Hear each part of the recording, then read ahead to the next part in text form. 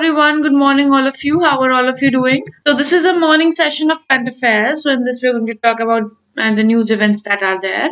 तो news events के ऊपर हम लोग थोड़ा सा डिस्कशन करेंगे, talk about them in details, थोड़ी सी डिटेल्स में बात करेंगे जिससे कि आप लोगों के माइंड में एक बार न्यूज इवेंट क्लियर हो जाए. ऑल्दो क्वेश्चनर्स भी होते हैं, you have questions for practice and they are going to in turn affect you in learning those. Learning में questions याद मतलब questions याद करना is much easier way, but when it comes to practicing or when it comes to the initial step, अगर news event clear नहीं है तो it becomes quite of a bit of trouble in understanding. The first one being a nodal agency to protect water bodies.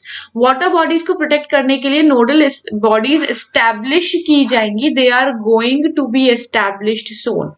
और ये कहाँ पर establish होंगी? They are going to be established in state governments को orders गए हैं from national green tribunal NGT की तरफ से ऑर्डर्स गए हैं that nodal agency should be created for protection of water bodies. तो if you talk about NGT क्या है? National green tribunal. ना national green tribunal is the tribunal जो रिस्पॉन्सिबल है इस चीज के लिए कि कौन मतलब what are the steps that should be taken for protection of water bodies as well as other bodies of environmental bodies of the country. Right now when we talk about this, next step that we have is NGT has asked the Central Monitoring Committee to monitor 351 polluted river structures periodically. India के अंदर out of all the rivers that have been identified or all the rivers that we have listed, that is about 323 rivers. 323 rivers हैं जो हमने identify करी हैं. उन 323 rivers में कुछ 351 polluted river point है या river structures हैं. उन्हीं 323 rivers में कुछ ऐसे स्ट्रेचेस होते हैं जो ज्यादा पोल्यूटेड होते हैं, जैसे दिल्ली स्ट्रेच जो है यमुना का, दैट इज मोर पोल्यूटेड. तो इस तरीके जो मोर पोल्यूटेड वाले स्ट्रक्चर्स हैं वो आइडेंटिफाई किए गए हैं और उनको मॉनिटर करने के लिए बोला गया कि इन एरियाज को स्पेसिफिकली मॉनिटर करते रहना है टाइम टू टाइम. ठीक, ये स्ट्रेचेस मेजरली कहाँ पर हैं? These stretches are majorly in Gujarat, Assam and Maharashtra. Gujarat, Assam और महाराष्ट्र के अंदर ये 3 स्ट्रेचेस रिस्पॉन्सिबल हैं. Right now if we talk about what are the pollutions that we are talking about, यहाँ पे basically जब pollution होता है तो biological oxygen demand जो होती है वो high हो जाती है. That tells कि यहाँ पे pollution ज़्यादा है. If we talk about Ganga, which is the most talked about river in India, which is also मतलब उसके नाम projects भी run कर रहे हैं and there are various things that are going on, but इसका biological oxygen demand जो है वो 3.5 से 8.8 है approximately. 3.5 से 8.8 milligram. That makes it a 4th category river. इतना प्रायोरिटी नहीं है. That means इससे भी ज्यादा प्रायर रिवर्स है इन इंडिया में जिनमें और ज्यादा अटेंशन की जरूरत है. Right?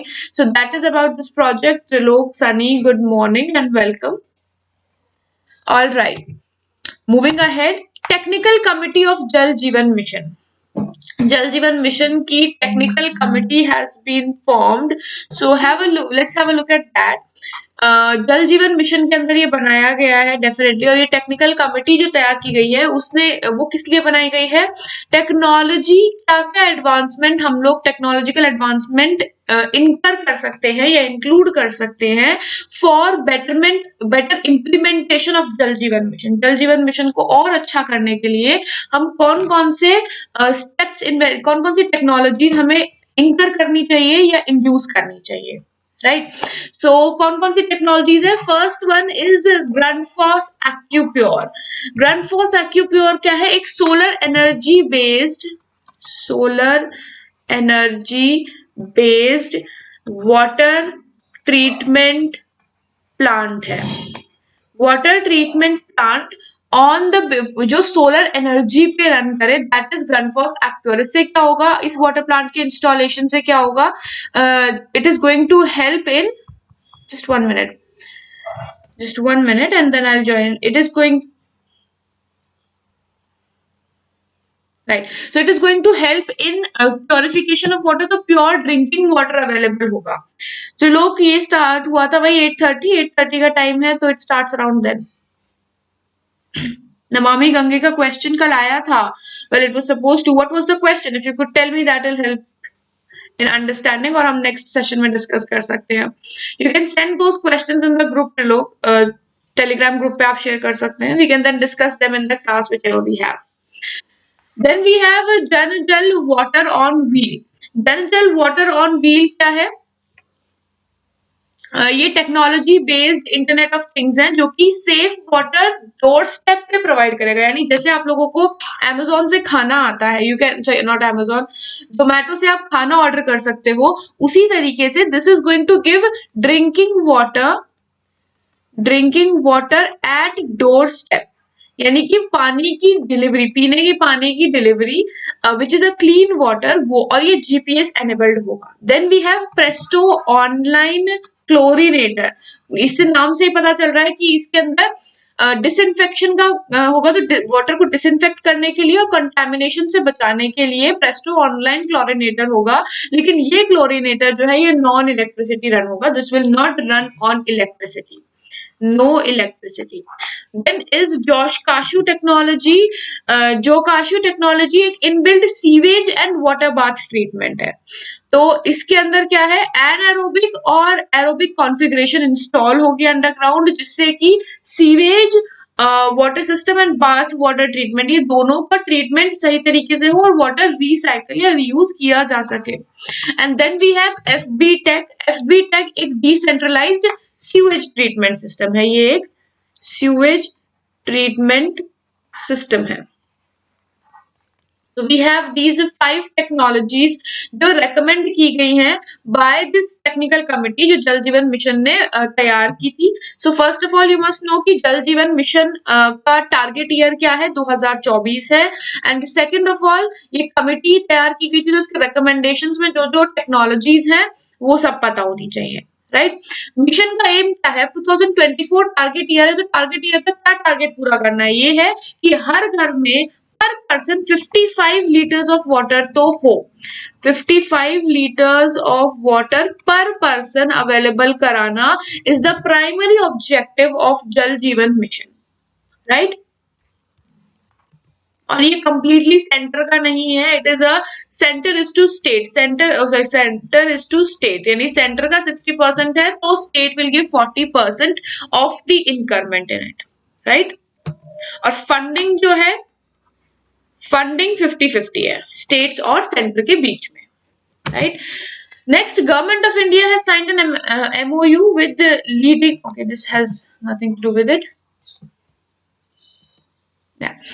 The trilateral naval exercise SITMEX 2020. SITMEX किस किस के बीच में है? That is Singapore, India and Thailand. Singapore, India, Thailand maritime exercise 20 India, Singapore और थाईलैंड के बीच में होगी और ये अंडमान सी के अंदर ऑर्गेनाइज होने वाली है. और ये no contact at sea format में हुई, यानी कि सिंस कोविड चल रहा है तो due to the risk of that ऐसे रूप में हुई कि किसी भी तरीके का संपर्क ना हो तीनों कंट्रीज के प्लाटून्स के बीच में, या जो पार्टिसिपेटिंग पार्ट्स हैं उनके बीच में, अब लोगों के बीच में कांटेक्ट ना हो. राइट. तो इसमें वेन्यू इंपॉर्टेंट है, कंट्रीज इंपॉर्टेंट है. Then India and Singapore. India and Singapore की कौन सी होती है? सिम्बेक्स. सिम्बेक्स क्या है? Singapore India maritime bilateral exercise. ये ऑर्गेनाइज भी नेवल एक्सरसाइज है, ये भी अंडमान सी में ही ऑर्गेनाइज होगी. ये अभी हुई नहीं है, ये अभी होगी. देन डैनियल मेंडवीव ने डोमिनिक थिएम को हरा दिया. So the winner is Daniil Medvedev in ATP tournament जो लंदन में ऑर्गेनाइज हुआ था. तो ATP association of tennis players, और इसका टूर्नामेंट कौन जीता है? It is a ATP tournament, men's tournament का सेकंड हाईएस्ट टूर्नामेंट माना जाता है आफ्टर ग्रैंड स्लैम. सबसे इंपॉर्टेंट ग्रैंड स्लैम होता है, उसके बाद मेंस के लिए ATP टूर्नामेंट होता है, और इसके अंदर मेंडलीव हैज वॉन और defeated Dominic Thiem. Right now Daniil Medvedev की बात करें तो ये एक रशियन टेनिस प्लेयर है, so he is of Russia and as of now world tennis rankings of ATP के अकॉर्डिंग 4th नंबर रैंकिंग पे हैं, right and that being about it, then first meeting of गो cabinet. Now गो cabinet या cow cabinet आप लोगों से मैंने कुछ दिन पहले बात करी थी। काउ कैबिनेट मध्य प्रदेश में एस्टेब्लिश हुआ है, तो इसकी फर्स्ट मीटिंग ऑर्गेनाइज हुई नवंबर 22 को एंड एम था कि इकोनॉमी को इस तरीके से बढ़ाना based on cow and its progeny to make the state self reliant. उद्देश्य था कि गाय और उसकी संतान पर आधारित अर्थव्यवस्था को मजबूत करना और राज्य को आत्मनिर्भर बनाना in terms of products of milk and cow related product. उन सब में state should be self reliant, क्योंकि आत्मनिर्भर भारत शुरू हो रहा है तो आत्मनिर्भर स्टेट का एक वर्जन शुरू हुआ है for cow and its progeny. Sakir Ali, good morning. Welcome to the session. The Reserve Bank of India has become the first central bank with 1 million Twitter followers. भारतीय रिजर्व बैंक 1 लाख ट्विटर अनुयायियों वाला पहला केंद्रीय bank बना है। The first central bank in the world to have 1 million followers. US federal bank को भी पीछे छोड़ दिया and maybe it is because RBI ने काफी सारे ट्विटर कैंपेन्स लॉन्च भी करे, like डिजिटल अपनाओ कैंपेन जिसमें अमिताभ बच्चन को एम्बेसडर रखा था। So डिजिटल अपनाए कैंपेन या डिजिटल अडॉप्ट करने के लिए काफी सारे कैंपेन्स रन करे, साइबर फ्रॉड से रिलेटेड कैंपेन्स रन करे, तो उन कैंपेन्स का भी एक रीजन हो सकता है जिसकी वजह से it has reach the target. तो पता होना चाहिए कि एम्बेसडर कौन है एंड क्या कौन कौन से कैंपेन लॉन्च किए हैं। Next, Athletics Federation of India's high performance director Volker Hermanhaus quit from his post. तो एथलेटिक्स फेडरेशन के डायरेक्टर वोल्कर हरमनास जो बहुत ही अच्छे एथलेटिक प्लेयर थे, उन्होंने अपनी पोस्ट से रिजाइन कर दिया। सो यू मस्ट नो कि एथलेटिक्स फेडरेशन ऑफ इंडिया के डायरेक्टर कौन थे। He was Volker Herrmann. ये वाला क्वेश्चन सीधा अपॉइंटमेंट एंड रेजिग्नेशन से आएगा, डायरेक्ट क्वेश्चन है। Then Kerala police act amendment ordinance आया है अभी, और इस ऑर्डिनेंस को पर्पस क्या है कि विमेन एंड चिल्ड्रन, बच्चों और महिलाओं के अगेंस्ट जो साइबर अटैक्स होते हैं, B it in any form, वो साइबर अटैक्स को रोका जाए या उनको प्रिवेंट कैसे किया जाए, उसके लिए केरला गवर्नमेंट ने एक ऑर्डिनेंस पास किया है, या एक ordinance has been passed which will help the government to keep them safe. Although opposition ने ये बोला है कि ये freedom of expression रोकता है लोगों का, I don't know why they think that, but opposition का कहना है कि it will hamper the freedom of expression. I have no idea why they said that because it doesn't, but then I'm not here to put up the few points. So freedom of expression के against opposition ने बोला है कि ये जो ordinance है इससे freedom of expression खत्म होने वाला है। Then G20 summit 2020 again Saudi Arabia ने होस्ट करी इस बार। कल ही बताया था G20 समिट होने वाली थी, तो Saudi Arabia being the chair country है तो वही होस्ट करेगा। तो अब नेक्स्ट G20 समिट्स कहाँ होने वाली हैं। कल बताया था कि हु इज हेड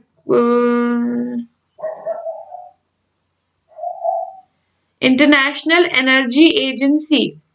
ओके, इसका आंसर वियना बताया था, बट पेरिस फ्रांस आ रहा है। I'll just confirm it. Maybe I might have remembered it wrong, so I'll just check that.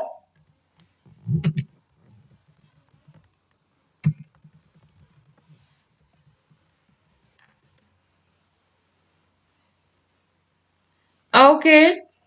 So, Priya, right? Priya, it is my mistake, a mistake on my end, and I'm really sorry about that. It's something I might have skipped, and I'm sorry about that. It is Paris, France. I remember, मुझे दूसरे का याद रह गया, and I said that's why I said Vienna. Alright, G20 summit का chair is Saudi Arabia as of now, but subsequently now after this year the chair is going to change every year, ये change होती है। Last year Japan के पास थी, इस साल Tokyo के पास है, तो सब्सिक्वेंटली 2021 में ये इटली के पास जाने वाली है, 22 में इंडोनेशिया चेयर करने वाला है एंड 23 में इंडिया का चांस आने वाला है। So and this is important because right now budget cuts होना शुरू हो गया है in the name of G20 summit organise करने वाला है इंडिया 2023 में।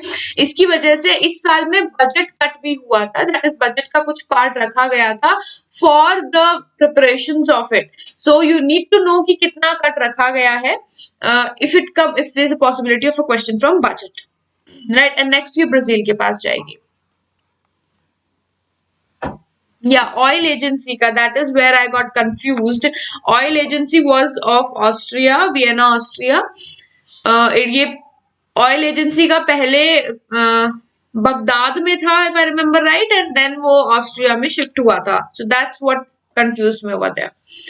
Then India International Cherry Blossom Festival of Shillong cancel हो गया because of the COVID. So ये बहुत important festival माना जाता है, Cherry Blossom Festival, and because it is an India as well as an international, it is a very huge display of flowers and beauty of that. इस वजह से बहुत ही नामी फेस्टिवल है शिलोंग का, and that's why it's important for you to remember. Corona से हो गए सब फेस्टिवल्स कैंसिल, मनीषा बिल्कुल सही। How come you are so on a break? SBI ने एमओयू साइन किया लुक्सेमबर्ग स्टॉक एक्सचेंज के साथ environment, social and cooperative governance and green finance को इम्प्रूव करने के लिए। ना एसबीआई ऑलरेडी ग्रीन फाइनेंस पे वर्क कर रहा है क्योंकि एसबीआई ग्रीन लोन्स देता है। ग्रीन लोन्स मतलब इलेक्ट्रिक व्हीकल्स को परचेज करने के लिए there is a green loan facility by SBI, जिसके अंदर कोई अगर इलेक्ट्रिक व्हीकल लेता है तो पर्टिकुलर ग्रीन लोन ले सकता है। और ग्रीन लोन लेने से क्या है, उसमें इंटरेस्ट भी कम है कंपैरेटिवली, एंड जितना जल्दी देते हैं इट रीपेज फास्टर। तो ग्रीन लोन ई व्हीकल्स के लिए ऑलरेडी एसबीआई रन कर रहा है, एंड अपार्ट फ्रॉम दैट और सारे प्रोडक्ट्स एंड प्रोजेक्ट्स रन करने के लिए लक्समबर्ग स्टॉक एक्सचेंज के साथ उसने एमओयू भी साइन किया है। SBI was also in news because उसने 3 ऑनलाइन कोर्सेज लॉन्च करे हैं। 3 online courses have been launched, right. Next FICCI FLO ने IIM शिलोंग एंड IESC के साथ विमेन एंटरप्रेन्योर्स को पढ़ाने के लिए या उनको नॉलेज पास ऑन करने के लिए एक MOU भी साइन किया है, right. So that is important for किसने साइन किया है, right. So if we talk about FICCI stands for Federation of Indian Chamber of Commerce and Industries, और इसकी एक ब्रांच है FLO। FICCI की एक ब्रांच है FLO, और FLO का पर्पस क्या है? FLO is the wing जो कि विमेन डेवलपमेंट को चेक करती है, राइट। विमेन डेवलपमेंट के जितने फोकस्ड प्रोजेक्ट्स होते हैं वो FICCI के FLO देखता है, right. And IESC is Incubation and Enterprise Support Center, right.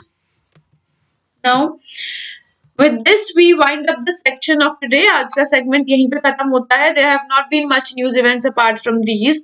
So I hope ये session helpful रहा हो, and Priya, I am so sorry about that confusion that had been created. It was an error on my part.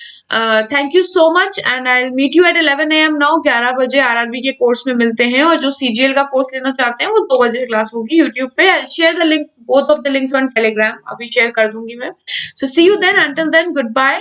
Take care and have a wonderful day ahead.